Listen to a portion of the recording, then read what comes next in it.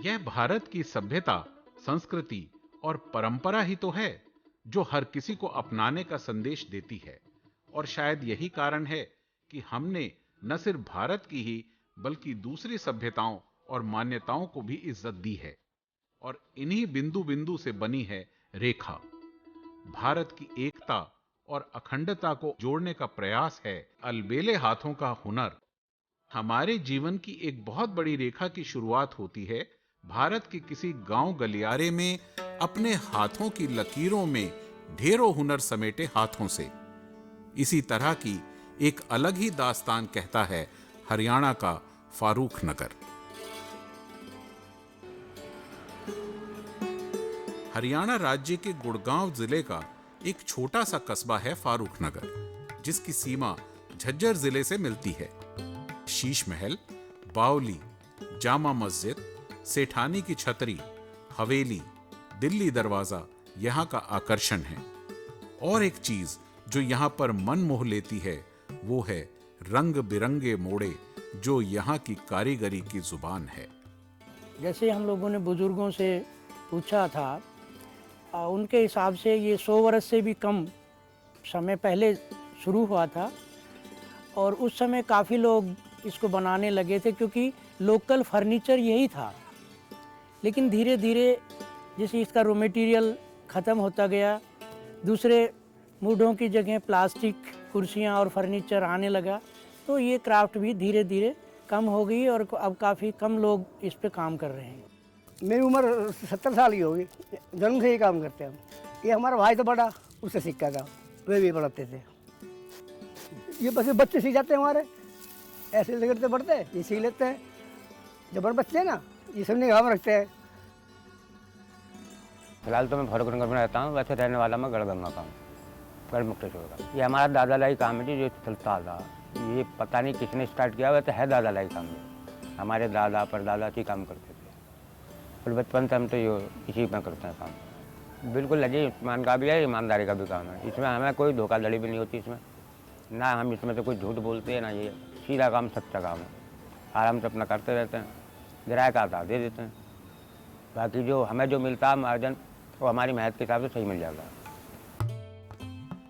भोर के उजास के साथ जबकि आसपास के गांव, शहर नींद में डूबे होते हैं, फारूक नगर के ये कारीगर अपने घर, आंगन, गलियों में अपने हाथों के हुनर के साथ ही सृजन में लग जाते हैं, जिसमें पूरा परिवार जुटा होता है। जहां महिलाएं इस काम को आर्थिक स्वावलंबन के लिए करती हैं, वहीं बच्चे खेल खेल में करते हैं। मैं दूंगा सिंदूर बनी मांग भर के रहना, मैं दूंगा सिंदूर बनी मांग भर के रहना। चाचा को नमस्ते करना, चाची को नमस्ते करना, चाचा को नमस्ते करना, चाची को नमस्ते करना। वे देंगे आशीर्वाद बनी सदा सुहागन रहना, वे देंगे आशीर्वाद बनी सदा सुहागन रहना। मैं ला दूंगा सिंदूर बनी मांग भर के रहना, मैं ला दूंगा सिंदूर बनी मांग भर के। मैं ये ऊपर नीचे कर लेता हूँ, तो घर में ये सब बना देते हैं, फिर बुनाई ये कर देते हैं। माँ भी करवाती है और बच्चे उच्चे सब करा देते हैं। कोई सिलाई करता है सरकंडे की, कोई कुछ करता है, जब काम होता है, नहीं तो वैसे नहीं होता। जल्दी तो क्या होता है, बस ये है थोड़ा सा हम 2 पीस बनाएंगे, फिर पूरा फैमिली लग के 6, 7, 8 बना लेते हैं। मन भी लगा रहता है, फिर एक आदमी बनाएगा तो फिर मन कहाँ लगेगा। कभी कभी तो ऐसा होता है, कोई जो हमारा 100 का माल लग रहा है ना, उसको 50 रुपये लगाते हैं बाजी तो। और जिसको लेना होता है वो तो 10-20 रुपये तुड़ा यार ले जाते हैं। पहले तो इसकी कटाई होती है, फिर उसके बाद कटाई के बाद छिलाई होती है, और छोलने के बाद ये नपीना लेकर काटना पड़ता है। नपीना का फिर अपने बंधाई करनी पड़ती है इसकी, बंधाई करके और फिर ये यानी 3-3.5 घंटा में तैयार होता है। एक कारीगर अपने देश की हस्तशिल्प कला की जड़ों को, उसके महत्व को अच्छी तरह समझता है। सरकंडों से बने मूड़े, कुर्सियां, पलंग, मेज हमारे अतीत से जुड़ी विशेषताएं हैं और आज भी जारी हैं। हाँ, इनके सृजन में कारीगरी में आज का रूप भी समाता जा रहा है। जहां पहले मूंज की रस्सियों या बान का प्रयोग होता था, वहीं अब नायलॉन की रस्सी लगने लगी है। इस कला और कलाकृति में रंग बिरंगे रंग बिखरने लगे हैं। हैंडीक्राफ्ट का या जो कारीगरी के द्वारा उत्पादित सामग्री है, वस्तु है, उसका जो इजाद हुआ वह हमारी आवश्यकता की पूर्ति के लिए हुआ। कहावत भी है, आवश्यकता आविष्कार की जननी है।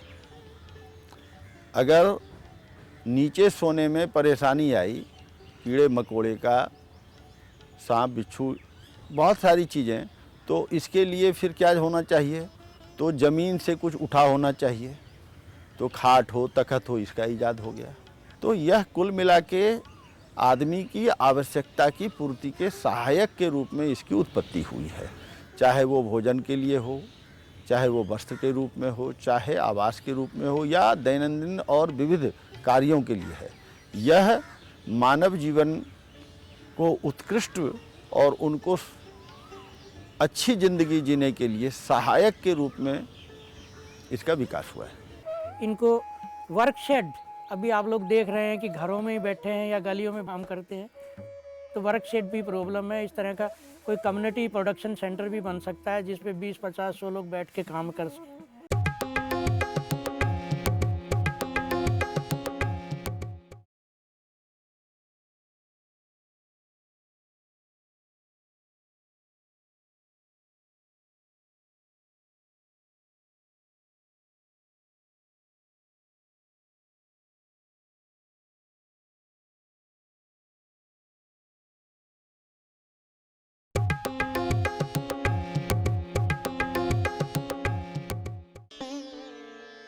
प्रक्रिया की शुरुआत होती है नदी के किनारे।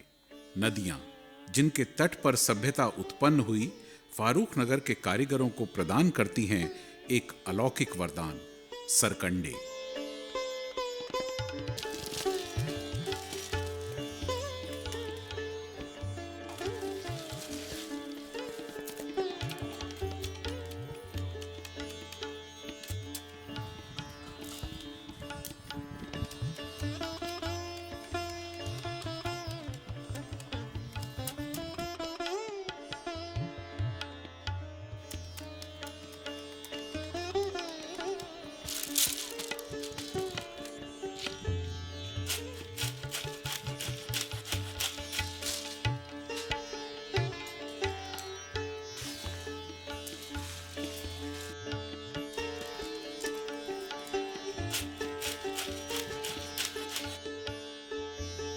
सरकंडे से निकलते हैं मूड़े के हर हिस्से के कण कण। सरकंडे को एक रूप सा काटकर तैयार होता है बाहरी ढांचा, जो बंधा होता है कसी हुई रस्सी से।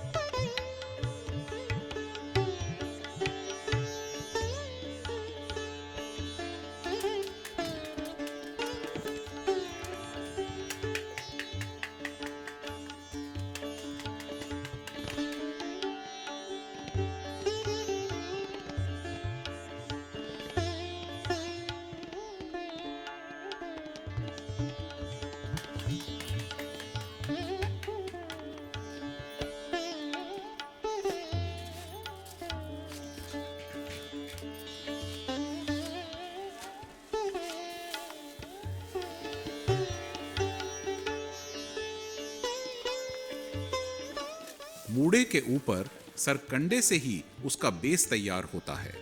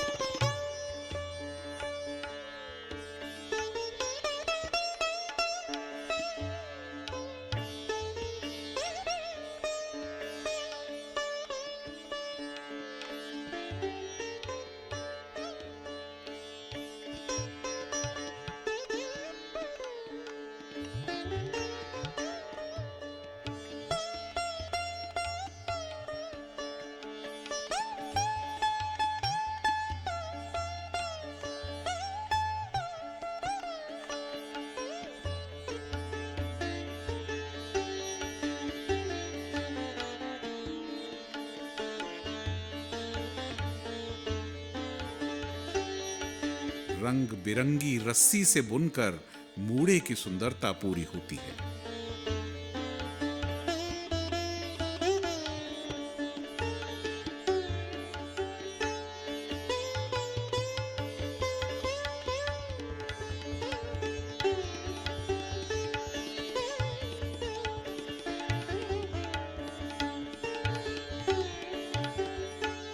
और मजबूती का अंतिम पड़ाव पूरा होता है मूड़े के बेस की तैयारी से।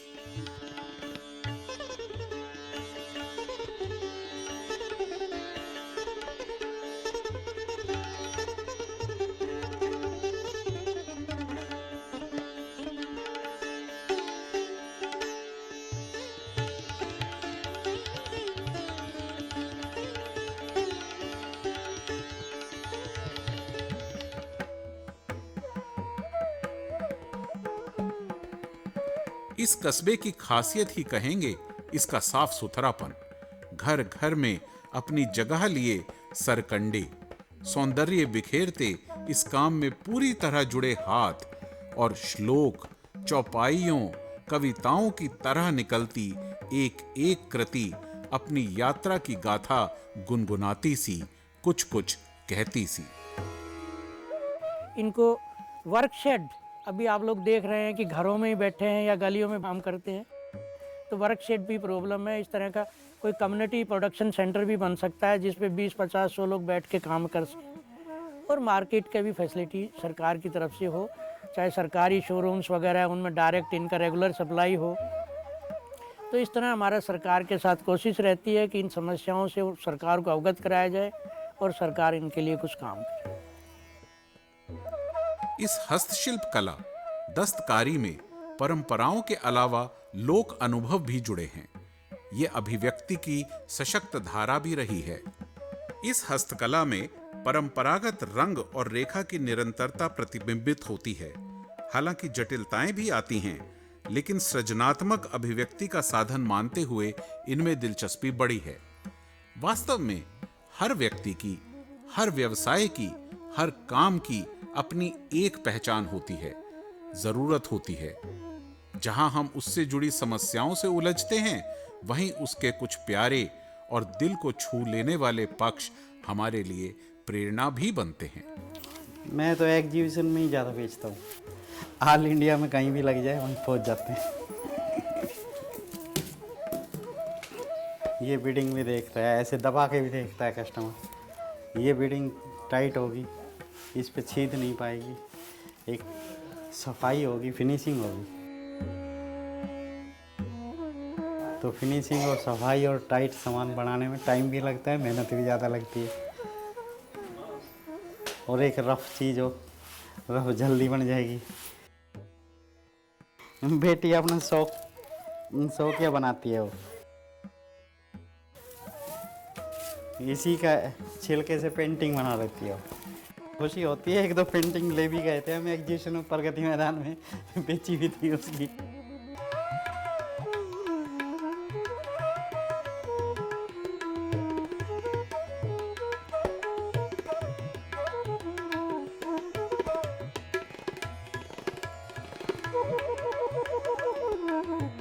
ट्रेड फेयर में इसको सेल किया था पापा ने, और पापा से मतलब जो पैसे आए थे वो मैंने लिए।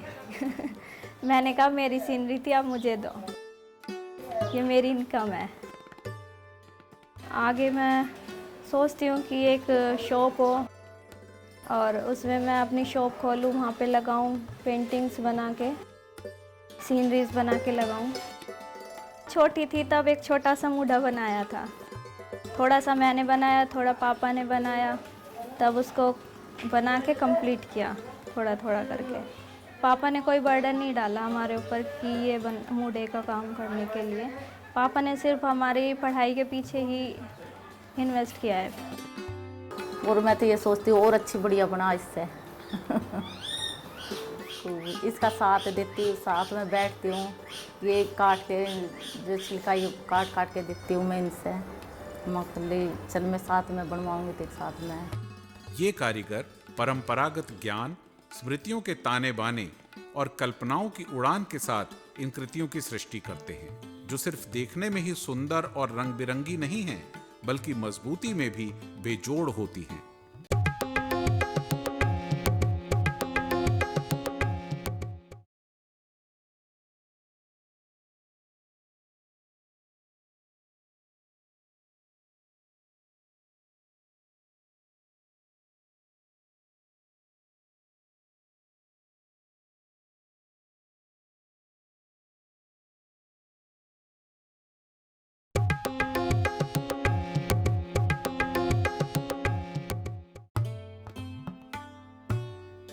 ये कारीगर परंपरागत ज्ञान, स्मृतियों के ताने बाने और कल्पनाओं की उड़ान के साथ इन कृतियों की सृष्टि करते हैं, जो सिर्फ देखने में ही सुंदर और रंग बिरंगी नहीं हैं, बल्कि मजबूती में भी बेजोड़ होती हैं। वो आज से काफ़ी दिन पहले सूरजकुंड मेले में एक लेडीज है, उसकी छोटी सी बच्ची थी उसके साथ, करीब इतनी होगी, तो एक मुद्दा लिया था उसने, और वो 18 साल बाद मिली। वो लड़की और वो दोनों माँ बेटी, भैया आपका मुद्दा आज भी ऐसे कैसा चल रहा है हमारे घर में।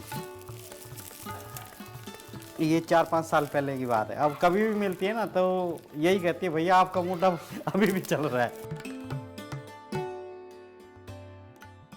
हम भी तो इसका रेट ऐसा लगाते हैं, 50% एक्स्ट्रा लगा के बताते हैं कस्टमर से। बार्गेनिंग नहीं करेंगे तो फिक्स रेट रखेंगे तो माल नहीं बिकता। कस्टमर को बार्गेनिंग करनी ज़रूरी है, तो इसलिए पहले से ही थोड़ा ज़्यादा बता देते हैं।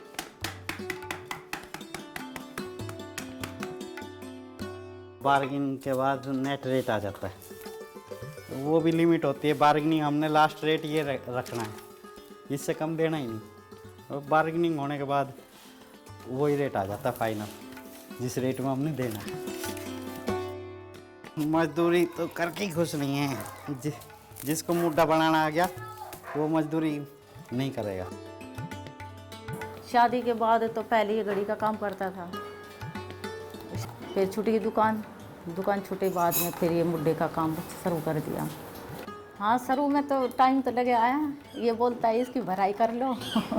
मैंने नहीं आता, एक दिन तो गुस्से में ठाका फेंक दिया।